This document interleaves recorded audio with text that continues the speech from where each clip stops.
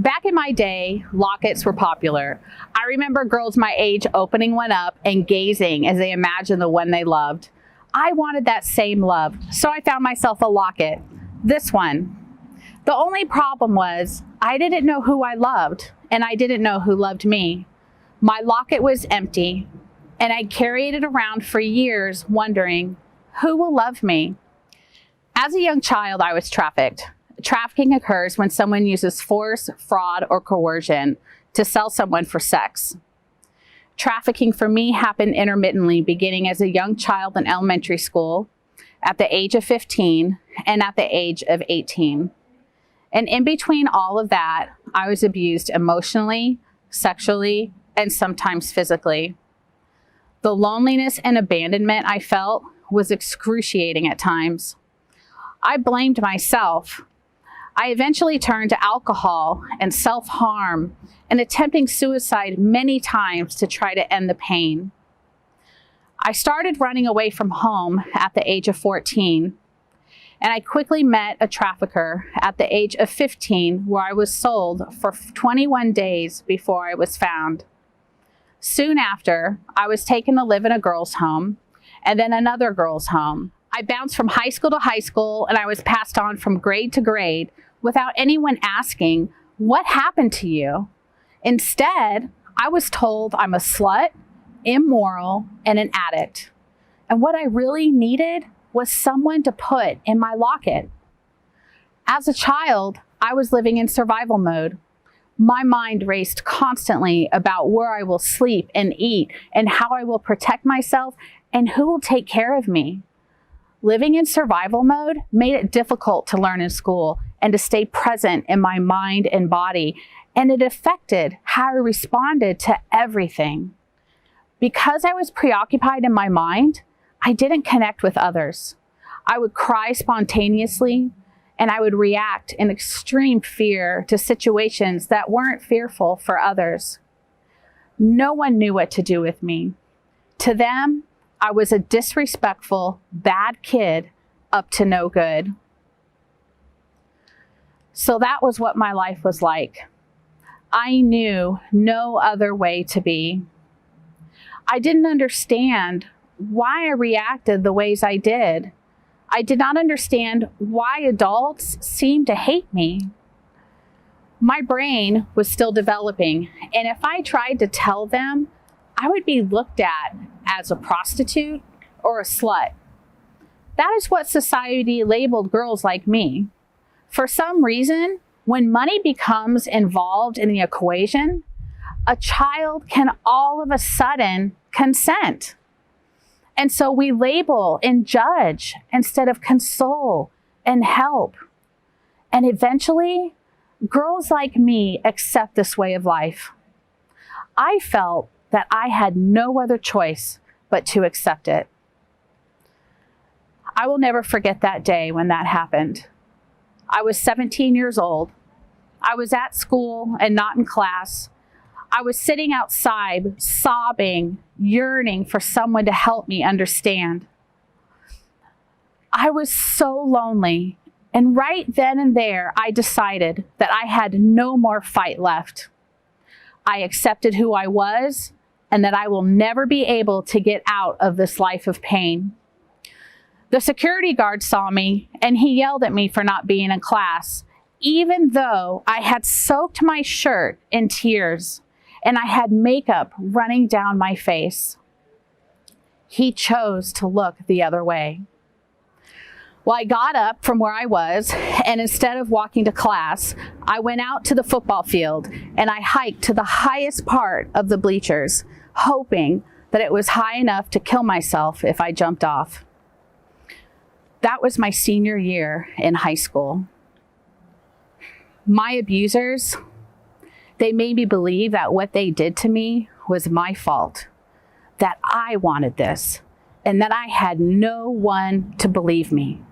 So I stayed silent, and I continued to move in and through society with the label as a loser, a nobody, and that I was unlovable. I went from believing that I was a victim to a willing participant. I couldn't find my way out of this trap, and so I accepted it.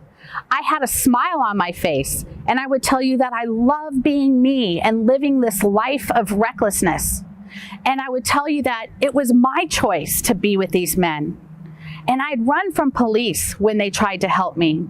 And I told the ones who seemed to care that they were nothing to me. I soon lost the belief that I can say no to anyone. I'm not allowed to turn down sex. That is my job. It is what I was created to do, to please men. What I didn't realize was that my consent was influenced by fear, abandonment, loneliness, and the idea that no one will ever love me. As I got older, after the trafficking ended, I struggled tremendously. I was disassociating, which means I checked out all the time. I continued to blame myself for my past, and I suffered in silence as I tried to blend into society. My relationship suffered, and I didn't know how to have healthy attachments with other people. Somehow, I was determined to not allow anyone to take advantage of me again, and I found some resilience to keep pressing forward. But I also experienced what we call post-traumatic growth. Post-traumatic growth is a positive change experienced as a result of the struggle with a traumatic event. This is the goal we want to see with all sex trafficking survivors, and it can start with you. Did you know that according to the University of Texas research study, there are approximately 79,000 youth up to the age of 25 being trafficked in the state of Texas? And according to the National Center for Missing and Exploited Children, in 2019, 1 in 6 reported runaways in the United States were likely victims of sex trafficking. And according to the International Labor Organization, 4.8 million persons are forced and coerced into sexual exploitation worldwide, most of them women. Those who've been trafficked look like you and me. They want to be liked, have friends and a family, and have a career. They aren't always tied up, locked in a closet. Instead, they are trapped in a psychological bondage. It is that trauma bond that keeps them seeming like they are willing to be there. Children are sought out on the internet by older persons, men and women. They are looking for those vulnerabilities our children are posting on their social media, such as not making the cheer team, or their boyfriend broke up with them, or being bullied at school. Think back on your life. You can probably find the same or similar vulnerabilities that you experienced yourself. These vulnerabilities can cause us to alienate ourselves from our peers for fear we are different or will not be accepted. This is called relational alienation. It is when there is a low degree of common values and a high degree of distance or isolation between individuals and in a work environment. Think about that last social situation you were in where you felt like you didn't fit in. Maybe it was your religious beliefs, your political beliefs, or feelings of not being good enough kept you from engaging with others as much as you had wished. Not feeling good enough or worthy enough to be anything other than what their trafficker made them to be kept them from reaching out to other people, just as you may have not reached out when you felt out of place or different. Life after trafficking wasn't easy. Women like me struggled with the effects of depression, isolation, and self-hatred. To break free, I had to dedicate hundreds of hours to specialized therapy that specifically helped those with complex trauma. These expenses add up quickly and aren't easily affordable to most who have been trafficked. As a result, some women struggle their whole lives. It is a lifelong healing process. I still struggle with my trauma, but each day I heal more and more, and I'm at a point in my life where I can now help others with their healing. I can be here at a time such as this to help others understand the effects of trafficking. Once they can begin to understand what happened to them, then they can start healing from it. They are more than their trauma, just as I am more than my trauma. We are human beings who want to accomplish our dreams like you have, but we've had a horrific crime committed against us. Those who have been trafficked need people like you to make a difference. There are many signs of trafficking, and knowing those signs can help save a life. But most importantly is, how do we prevent it before it happens?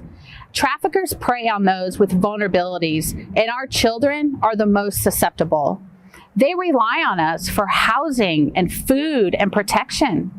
And most people don't realize that volunteering to help youth can prevent trafficking.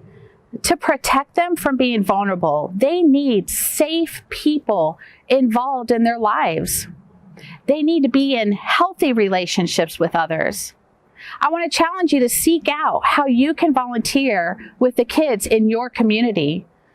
Volunteering at your church, school, or local community center is the best way to keep kids in your community safe from predators. It helps young people know that there is someone who cares about them.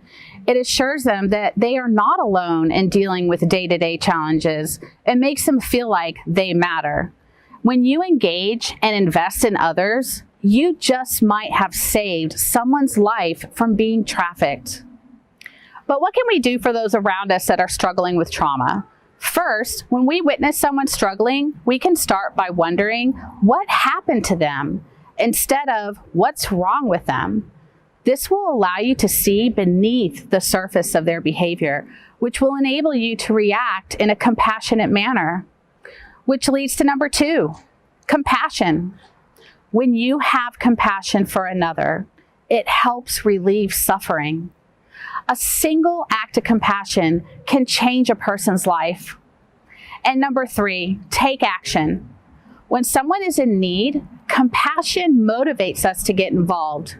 We can't help but reach out to those who are facing difficult situations when we are filled with compassion. When we are sensitive to what other people are struggling with, we will care at such a profound level that we will be filled with the overwhelming desire to make a difference. We are all worthy of love, and you just might be that one who fills their locket.